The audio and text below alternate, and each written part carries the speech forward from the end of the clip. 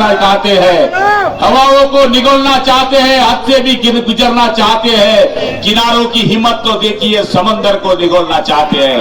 आज सगळे हिंदू मुसलमान बांधव आज चंदू भैयांच्या मागे या ठिकाणी उभे आहे। आणि भैया याचं मूळ कारण आपल्याला 2.5 वर्षामध्ये दिलेली ताकद, 2.5 वर्षामध्ये केलेले आपण शहराचे विकास, शहरांकरता केलेली कामं। बोला पुंडलिक वरदे हरी विठ्ठल, पंढरीनाथ महाराज की, आदिशक्ती मुक्ताई महाराज की। आणि आजच्या मुक्ताई नगर परिषदेच्या आपल्या सर्वात कमी वयाच्या उमेदवार संजना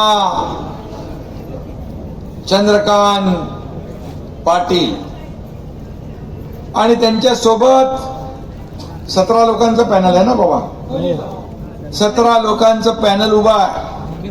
त्यांची नावं मी घेत नाही, घेऊ। प्रशांत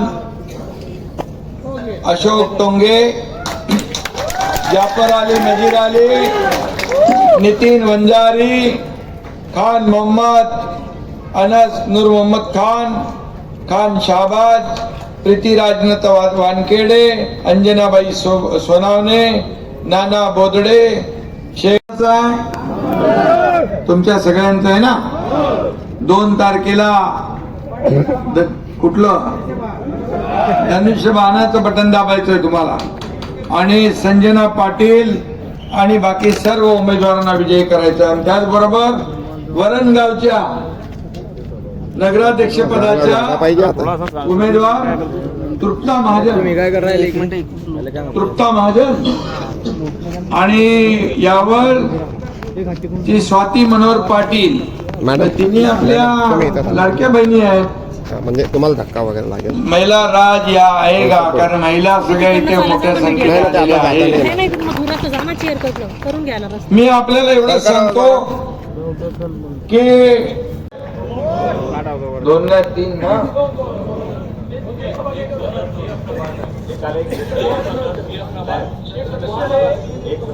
अच्छा असंच आहे काही तर बाकी ठिकाणी 2-2 आहेत। बर, मग सोपं आहे अजून काम।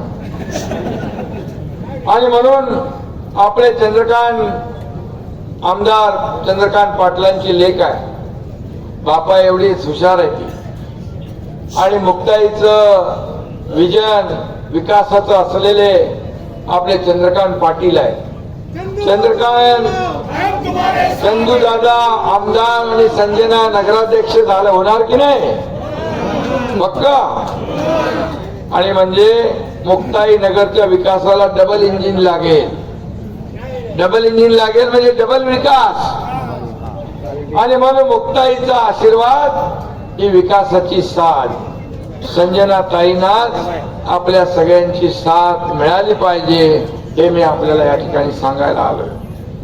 आणि म्हणून मी आपल्याला एवढं सांगतो की विकासाचा झेंडा हाच आपला अजेंडा आहे। इतकी वर्ष कोण नगराध्यक्ष होतं चंदू? कुठल्या पार्टीचे? आणि म्हणून इतक्या वर्ष मुक्ताई नगरचा विकास झाला का? चेहरा मोहरा बदलला का? जेवढा विकास व्हायला पाहिजे तेवढा झाला का? वर्षानुवर्ष सत्ता होती, विकास कुठे गेला? कुठे गेला? रस्ते गटारी दिवाबत्तीची सोय आहे का? आणि म्हणून मी आपल्याला एवढंच सांगतो, लाडक्या बहिणींना पाणी मिळते का वेळेवर? उमेदवार आहेत। आणि म्हणून जात पात काय बघू नका, जात पात न बघता विकासाला साथ द्या, विकासाला साथ द्या असं मी विनंती करतो आपल्याला। डेव्हलपमेंट आणि डेव्हलपमेंट हाच आपला अजेंडा आहे, खुर्ची आपला अजेंडा नाही। ज्या लोकांनी आपल्याला खुर्चीत बसवलंय त्या लोकांचे प्रश्न सोडवणे हा आपला अजेंडा आहे।